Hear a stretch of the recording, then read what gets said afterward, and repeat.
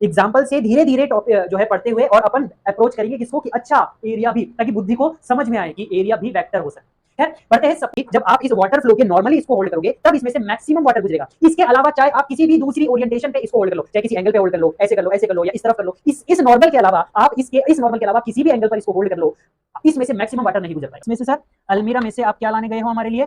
आप लाने गए हो एक्स एक्सिस, वाई एक्सिस और जेड एक्सिस। ये देखिए, ये मैंने बनाया था, ठीक है, कि आपको यहाँ पर ये कुछ ऐसा सा ही दिख रहा होगा, ठीक है, कि नदी के शांत तट पर बैठकर अब ये मन तेरी यादें विसर्जित कर रहा है।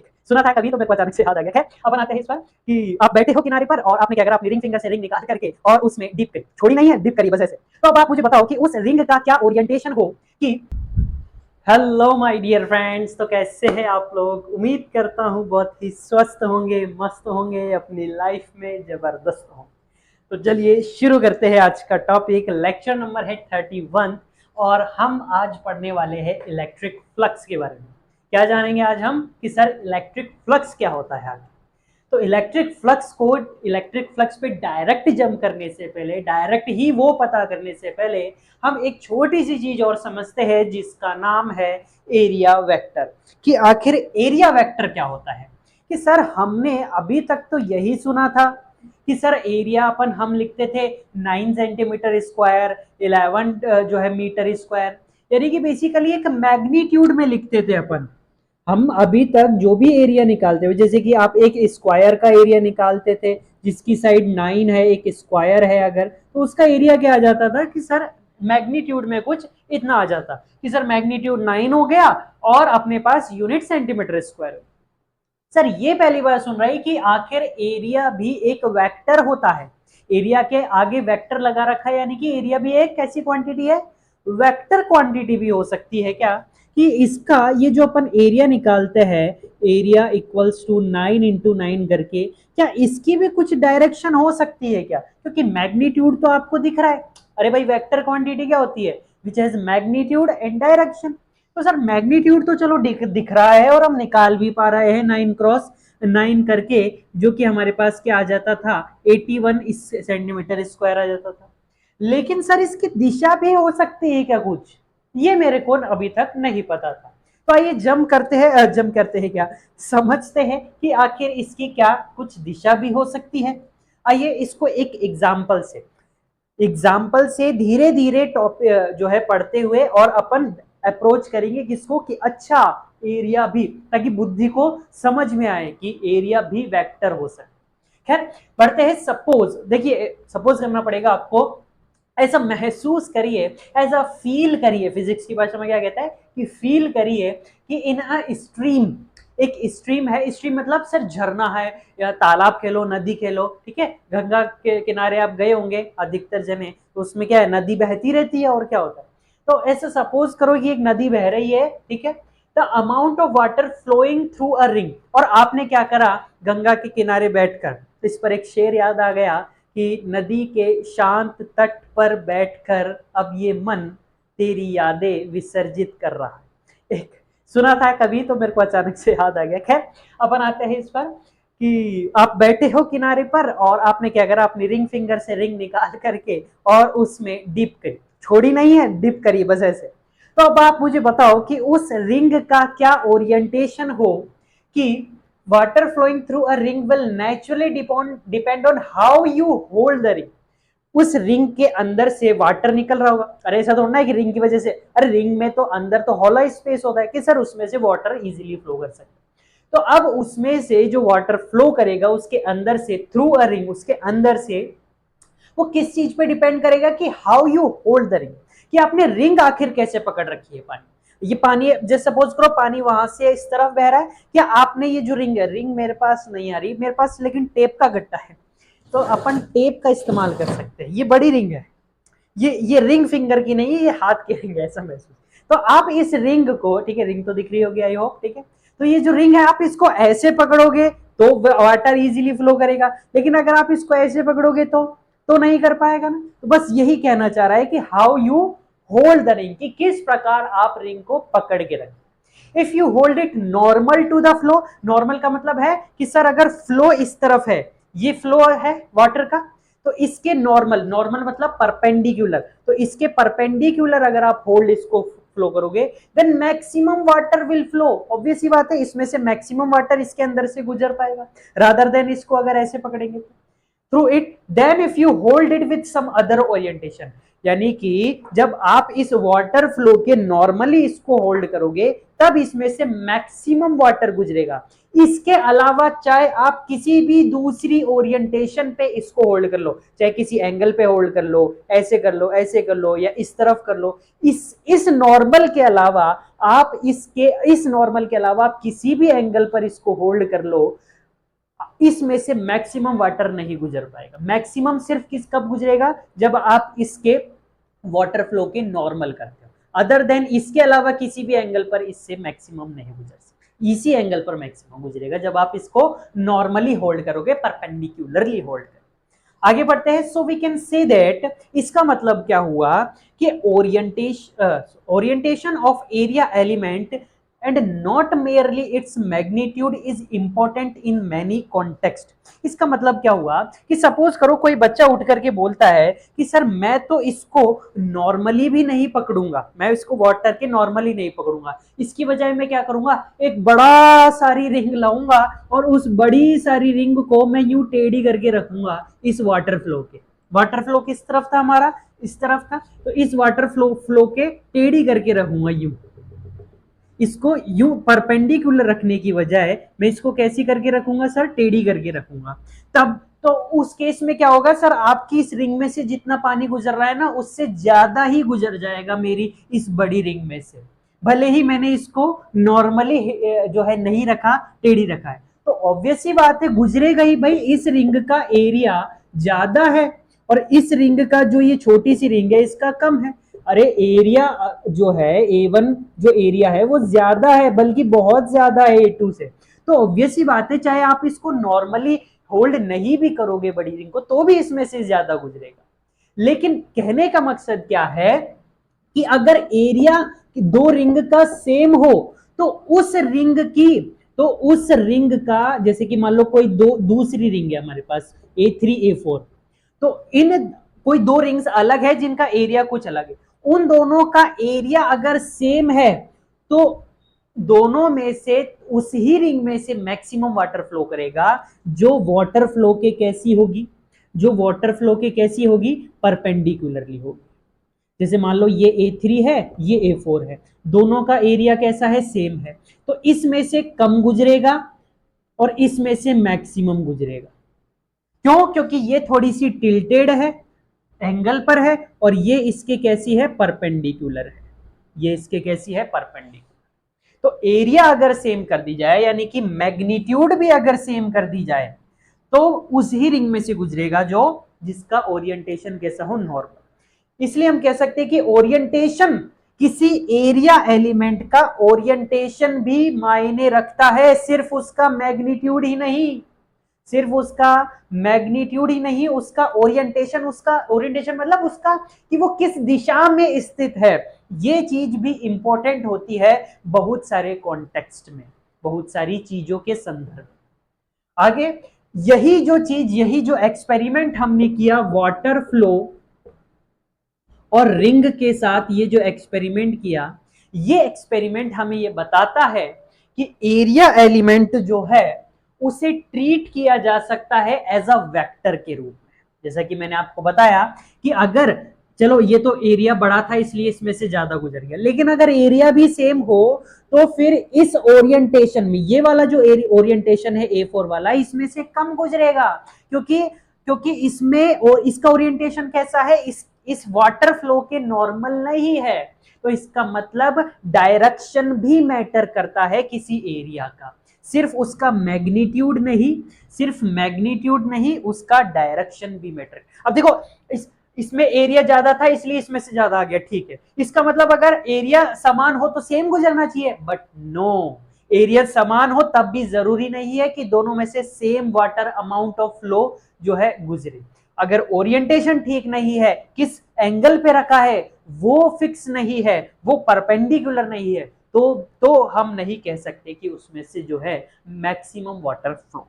आई होप आपको ये क्लियर हुआ होगा और हम इस नतीजे पर पहुंच चुके होंगे कि एरिया एलिमेंट को भी एज अ वेक्टर ट्रीट किया जा सकता है, जिसका ऑब्वियस सी बात है, जिसका वेक्टर ट्रीट किया जाएगा तो इसका कुछ मैग्नीट्यूड होएगा और कुछ ना कुछ डायरेक्शन, और डायरेक्शन ऑफ एरिया वेक्टर क्या होता है, नॉर्मल के अलोंग होता है। इस चीज को अभी समझते हैं, यहां तक आप पहले ग्रेस्प करो और समझो और नोट करो। 1 2 3 4। तो आई होप आपने नोट कर लिया होगा। आइए देखते हैं लास्ट अपन ने क्या देखा कि सब the direction of an area element is along it's normal, कि किसी भी जिस भी चीज का अपन एरिया निकाल रहे हैं उसके नॉर्मली, उसके परपेंडिकुलरली ही उसकी डायरेक्शन होती है, किसके, जिस भी चीज का एरिया निकाल रहे हैं। जैसे मान लो ये शीट है अपने पास, ठीक है। अब केस फर्स्ट आता है कि 2D सरफेस या ओपन सरफेस, कभी कभी 2D सरफेस को ओपन सरफेस भी बोल देते हैं, कि लेट्स से अपने पास कोई शीट है, शीट लेट्स है कि सर अपने पास कोई कॉपी है, ठीक है। लेट्स से जैसे कि ये अपने पास कोई कॉपी है और इस कॉपी का अब आपको एरिया तो आप निकाल लोगे कि सर इसकी लेंथ क्या होगी, ब्रेड्थ क्या होगी, उससे इसका एरिया तो आ जाएगा। लेकिन बात ये आती है कि डायरेक्शन क्या होगी, कि सर जैसे इसका एरिया निकाल रहे हैं इस सरफेस का, तो इस सरफेस के कैसा होगा, इस सरफेस के नॉर्मल होगा, इस सरफेस के परपेंडिकुलर होगा, इस सरफेस के परपेंडिकुलर होगा इसका एरिया। अरे मैग्नीट्यूड तो आप निकाल लोगे लेंथ और ब्रेड्थ से इसका, क्योंकि रेक्टेंगल शेप है। लेकिन अब आपसे डायरेक्शन पूछेगा तो क्या होगा कि सर 2D सरफेस के लिए डायरेक्शन क्या होती है, उस सरफेस के नॉर्मल होती है। जैसे कि ये कोई सरफेस है, ठीक है, लेट्स से ये एक्स एक्सिस है, ये वाई एक्सिस है, तो इस सरफेस की कैसी है, ये normal. This is the direction of area, this is the direction of area. इस एरिया, सरफेस एरिया, ये जो भी एरिया आप निकाल रहे हो इस सरफेस का, इसकी ये क्या है, डायरेक्शन है उसकी। अब लेट्स से कि मेरे को इस सरफेस का, इस ब्लॉक का एरिया मेरे को पता पड़ गया कि इस ब्लॉक का या किसी भी ब्लॉक का ले लो कि इसका मैग्नीट्यूड कितना है, डेल्टा एस है। तो इसका अब एरिया आप लिखोगे कैसे कि सर हमने जान तो लिया कि एरिया डेल्टा एस होता है, लेकिन अगर सर आप डायरेक्शन वाइज अगर मुझसे लिखवाना चाहोगे तो मैं इसको कैसे लिखूंगा या लिखूंगी कि सर मैं इसको लिखूंगा इसका मैग्नीट्यूड जो कि है डेल्टा एस, माना है अपन ने एस, और अपन जनरली सरफेस एरिया कंसीडर करते हैं इसलिए एस कंसीडर इसमें किया गया है, ठीक है। तो एक तो मैंने माना इसमें डेल्टा एस इसका, और साथ ही दिशा के साथ लिखूंगी मैं। अरे भाई यहाँ पर डेल्टा एस किस चीज को रिप्रेजेंट कर रहा है और एन कैप किस चीज को रिप्रेजेंट कर रहा है, कि सर डेल्टा एस तो रिप्रेजेंट कर रहा है मैग्नीट्यूड को और एन कैप रिप्रेजेंट कर रहा है डायरेक्शन को। बिल्कुल सही बात कही आपने, ठीक है। एन कैप यहाँ पर क्या बता रहा है, direction, where n cap is the एक बेसिकली एक यूनिट वेक्टर है जो कि इस सरफेस से ऊपर उठा हुआ है और कुछ नहीं, ठीक है। तो इस प्रकार से आप इस एरिया एलिमेंट को यहां पर शो करते हो, किसी भी एरिया एलिमेंट को उसका मैग्नीट्यूड और डायरेक्शन के साथ, ठीक है, क्योंकि एरिया अब एक वेक्टर क्वांटिटी। आगे बढ़ते हैं, जैसे कि आपके पास क्वेश्चन आया हुआ है ये कि ठीक है, ये दोनों ही हमारे पास क्वेश्चन है, आपसे पूछा है इसका और इसका एरिया। देखिए ये तो आपको यहाँ पर इजीली दिख रहा है कि ये आपके पास क्या है, एक एक्स वाई प्लेन है। देखिए मैंने एक वो बना रखा था, एक मिनट रुकिए, मैं आपके लिए अलमीरा में से, किसमें से सर, अलमीरा में से आप क्या लाने गए हो हमारे लिए, आप लाने गए हो एक्स एक्सिस, वाई एक्सिस और जेड एक्सिस।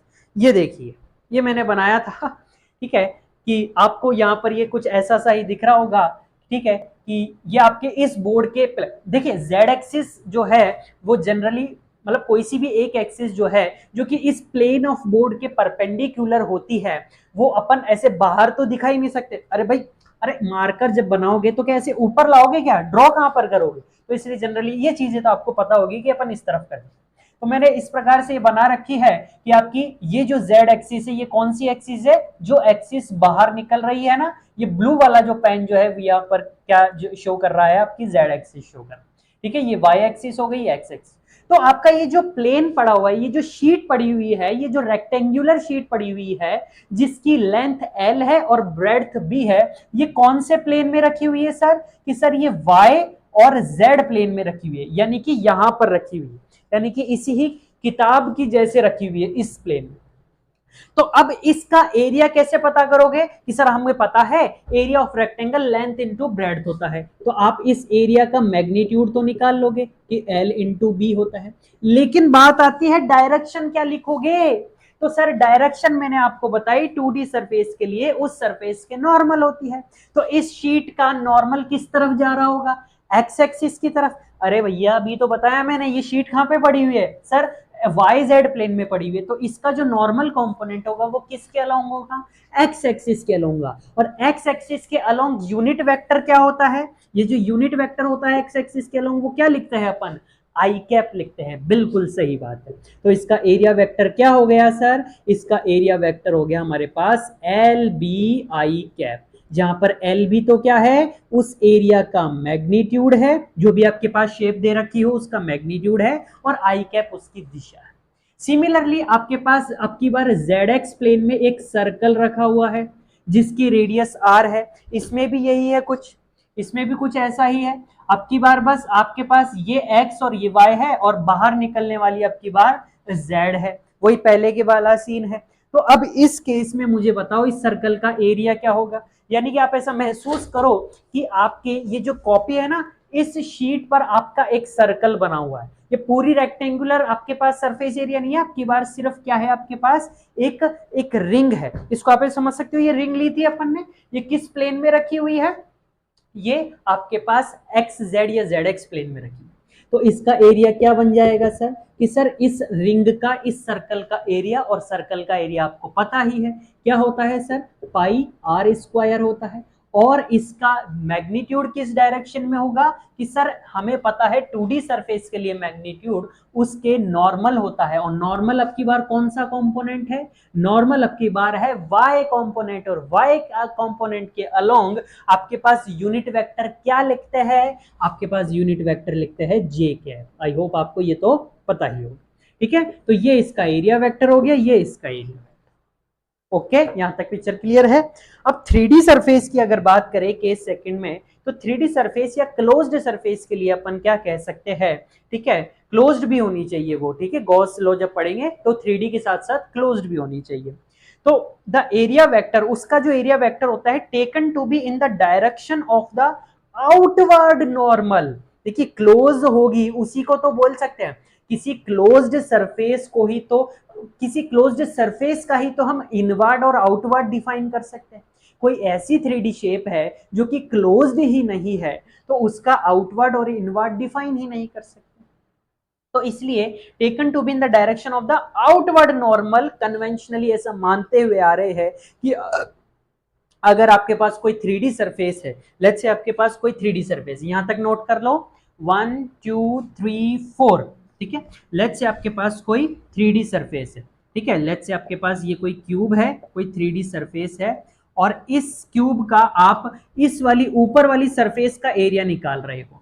तो इस ऊपर वाली सरफेस का एरिया, जैसे ये क्यूब है, क्यूब है, ठीक है, ये आपके पास क्या है, क्यूब है जिसकी साइड कितनी है, ए है, तो वॉल्यूम तो आपको पता है ए है, वॉल्यूम तो इसका क्या हो जाएगा, वॉल्यूम तो हो जाएगा सर इसका हमारे पास ए क्यूब, और इस वाली जो सरफेस है इसका एरिया क्या हो जाएगा, इसका एरिया हो जाएगा सर ए स्क्वायर। क्यों, क्योंकि सर आपको पता है इसकी सभी साइड्स कितने डायमेंशन की है, ए डायमेंशन की है, तो इसका मैग्नीट्यूड तो आप बता दोगे ए स्क्वायर, लेकिन अगर मैं आपसे पूछूं कि इसका वेक्टर, इसकी डायरेक्शन किस तरफ होगी, तो ये एक 2D सरफेस है और 2D सरफेस का जो डायरेक्शन होता है वो नॉर्मल होता है। तो सर बात ये नहीं है, बात ये है कि इसका जो नॉर्मल है वो दोनों दिशाओं में भी तो बन सकता है।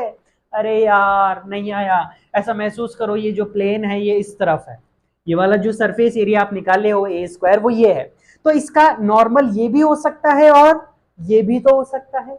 अरे क्या नीचे वाला वेक्टर जो है वो इस सरफेस के परपेंडिकुलर नहीं है क्या, है ना, तो सर ये भी पॉसिबल हो सकता है इसका एरिया वेक्टर, और नीचे वाला भी पॉसिबल हो सकता है, बट दोनों में से एक ही सही है। कौन सा, कि सर आउटवर्ड नॉर्मल, इस क्लोज्ड सरफेस से बाहर जाता हुआ, ये आउटवर्ड है क्या, हाँ, और ये इस क्लोज्ड सरफेस के अंदर आ रहा है क्या, हाँ सर ये इनवर्ड वाला है। तो अपन कौन सा कंसीडर करेंगे, आउटवर्ड कंसीडर करेंगे, और रिजेक्ट कौन सा कर देंगे, इनवर्ड वाला रिजेक्ट करेंगे। इसलिए ये वाला जो है पॉसिबल नहीं है, ये वाला पॉसिबल है। ठीक है, तो इसलिए एरिया वेक्टर क्लोज्ड सरफेस के लिए कौन सा डिफाइंड होता है, आउटवर्ड नॉर्मल वाला। तो अगर आपसे पूछे कि मैग्नीट्यूड तो आप बता दोगे फट से, लेकिन आपसे कोई डायरेक्शन पूछे इसकी तो कौन सी वाली बताओगे, जो बाहर वाली निकल रही होगी और परपेंडिकुलर भी हो।